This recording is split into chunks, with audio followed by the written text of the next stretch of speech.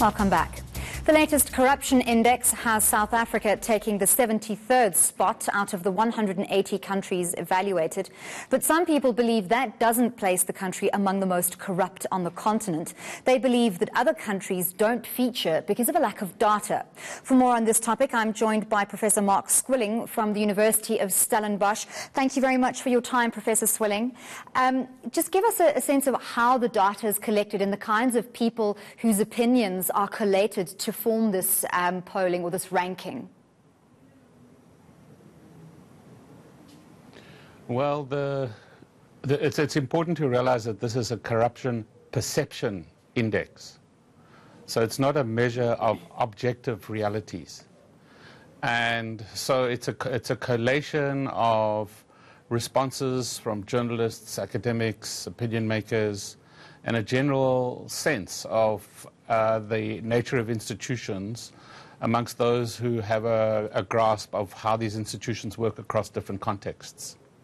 Right, so as opinion, do you think it would be fair to say that the fact that there are currently various ongoing inquiries into corruption, be it state capture or into the PIC, etc., that those inquiries could very well influence the ranking on that scale? Well, that's exactly what the report says. The 2018 report says there has been a shift and there's a whole range of inquiries, in particular the Zondo Commission, and that South Africa is one of the countries to watch, as the report puts it. But I think what is important to note is that in the years 2017 to the present, there have been 28 inquiries and investigations. 28, that's an enormous number, and 15 of those are related to the Guptas.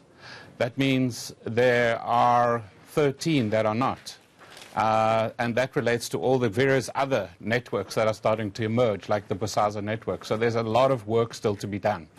Right, so while it's obviously a good thing that these inquiries are ongoing because it means that we're looking into corruption, do you think that negatively affects the perception of how corrupt we are? No, I think it has the opposite effect. I was recently at the World Economic Forum in Davos with the President and the Cabinet and many other South Africans. And the South African government people were very surprised how much the world knows about the problems that we had during the Zuma years. And that is, I think, what prompted the President and the Minister of Finance to refer to the wasted years.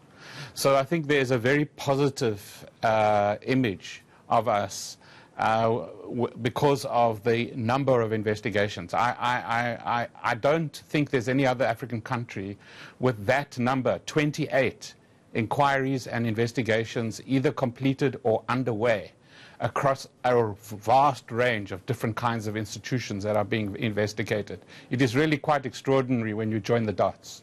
And is it fair to say that foreign investors would look at these kind of rankings in making a decision and determining whether South Africa is likely to grow the kind of environment and anti-corruption stance that would be good for business in the future?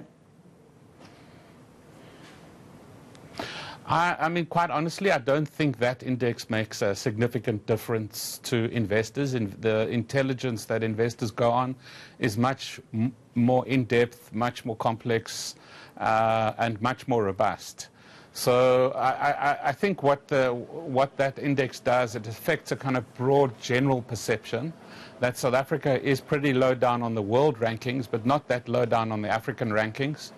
But the report does refer to the fact that we have all of these investigations underway, and that could result in an improvement. But just to note, over the last 3, 4, 5 years, we've more or less stayed with the same score. Right, so no great up and down shift, but that possibly to come in the years as the investigations that are currently ongoing are resolved?